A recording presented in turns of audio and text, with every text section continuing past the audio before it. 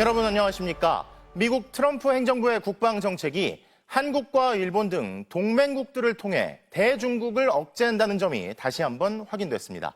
미 국방부의 차기 인도태평양 안보 담당 차관보로 지명된 인사가 한국군이 중국 견제에도 기여할 수 있다며 한국과 일본 등이 더 많은 국방비를 투입해 자기 몫을 하도록 해야 한다는 입장을 밝혔는데요.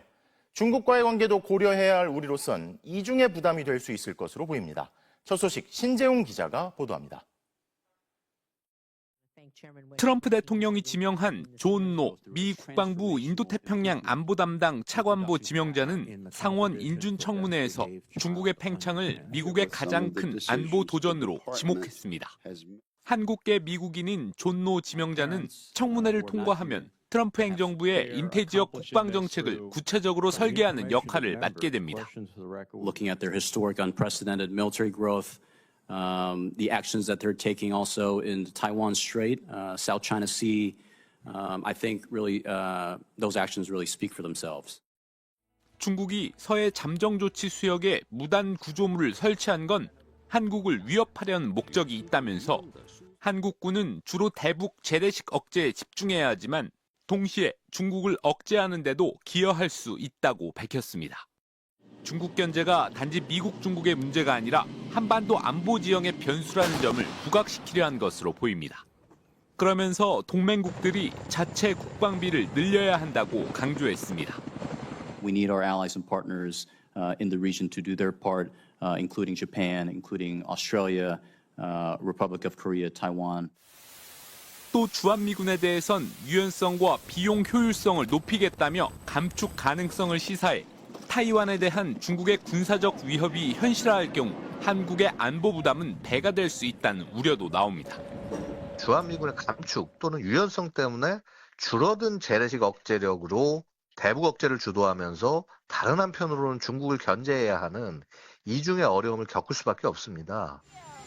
곧 발표될 미국의 새 국방 전략에 중국의 팽창 억제를 위한 구체적인 방침이 담길 것으로 전망되는 가운데 존 노 지명자의 발언은 미국이 동맹국의 역할을 지역 안보 파트너 수준에서 전략적 억제의 한 축으로 확장하려는 의도를 드러낸 것으로 분석됩니다. MBC 뉴스 신재웅입니다. 이렇게 중국 견제를 위해 동맹국들을 압박하고 있는 미국 내부에선 야당 강세 도시에 대한 압박이 이어지고 있습니다. 트럼프 대통령이 범죄 도시로 낙인 찍은 시카고의 외곽에 멀리 떨어진 텍사스의 주 방위군이 도착했는데요. 트럼프가 공화당 주지사가 있는 주의 방위군을 미국 각지의 야당 강세 도시로 투입할 거란 전망이 나오면서 자칫하면 물리적 충돌까지 벌어질 수 있다는 우려가 제기됩니다. 워싱턴 김정호 특파원입니다. 철조망이 둘러쳐진 장소에서 소총을 든 군인들의 분주한 움직임이 카메라에 잡혔습니다. 시카고 외곽으로 이동 배치된 텍사스 주 방위군들입니다. 이들은 군수송기를 타고 2,000km를 비행해 하루 만에 남부 텍사스에서 중북부로 급파됐습니다. 공화당 주지사가 있는 주의 병력을 전국적으로 활용하겠다는 트럼프 대통령의 의중이 그대로 반영된 결과입니다. We thank Governor Abbott of Texas. Every one of the red state, as you call them, red state governors is willing to give whatever we need. 트럼프 대통령이 범죄 도시로 지목한 시카고 등은 예외 없이 민주당 강세 지역. 자칫 친트럼프주와 반트럼프 정서가 강한 지역의 갈등으로 확전될 소지가 다분합니다. 결국 싸움이 났습니다. 텍사스 주지사는 정예 병력이 언제나 준비돼 있다고 자랑했고 시카고 시장은 반격했습니다. The governor of Texas should be worrying about Texas. Why he all up in my business? Focus on Texas.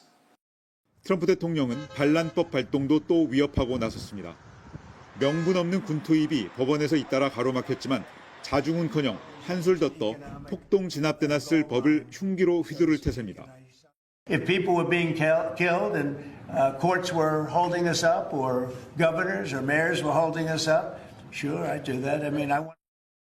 막무가내식 자의적 법 적용에 대해 공화당 안에서도 비상식적이다라는 비판이 나왔습니다. I don't think that makes sense. I think that's an overreach. It was about possibly overwhelming our democracy here at this Capitol. I just don't buy it. 국내 문제에 이렇게 마구잡이로 군대를 동원한 미국 대통령은 없었습니다.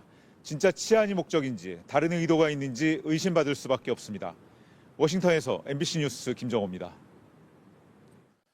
긴 연휴 후반기에 접어들자 서울에선 극우 성향단체들의 집회가 잇따랐습니다. 망상과 혐오가 뒤섞인 발언들이 쏟아졌는데 그중에서도 특히 이달 말 에이펙에 맞춰 트럼프 대통령이 방한하면 윤석열, 김건희 부부가 석방될 거란 믿음 섞인 주장이 눈에 띕니다. 원석진 기자의 보도입니다. 오늘로 1721번째. 일본군 위안부 문제 해결을 촉구하는 수유 시위는 연휴 복판에도 멈추지 않았습니다.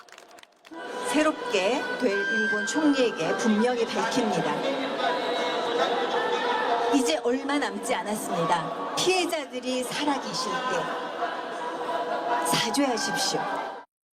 수유 시위 장소와 불과 30m 밖에 떨어지지 않은 이 소녀산 근처에서 위안부 피해자를 모욕하는 극우단체의 집회가 또 열렸습니다. 피해자들에 대한 최소한의 배려도 없었고 대변이 아무렇지 않게 쏟아졌습니다. 어떤 위안부도 일본군에 의해서 성적 학대를 받은 기록이 없습니다. 이런 흉물 같은 이 가짜 위안부상이 펴져 있기 때문에 이런 시각적인 효과 때문에 참 역사에 부재한 일반 국민들은 자연스럽게 머리로 쏘는 친일인데 입은 반일이에요. 대형 태극기와 성조기가 나부낍니다. 트럼프 대통령이 그려진 현수막도 보입니다. 현중 시위를 일삼았던 극우 성향단체가 김용현 전 국방장관이 수감 중인 서울 동부구치소 행진에 나섰습니다.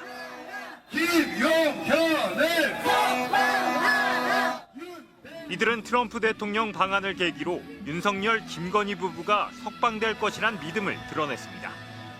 이재명 끌어내리고 얼마 후에 찾아올 트럼프 대통령과 그리고 우리 애국 시민들이 힘을 합쳐서 윤석열 대통령이 석방하고 김건희 여사를 석방시키고 그리고 연휴 첫날 사랑제일교회 목사 정광훈 씨가 주도한 집회에는 이스라엘 국기도 등장했습니다.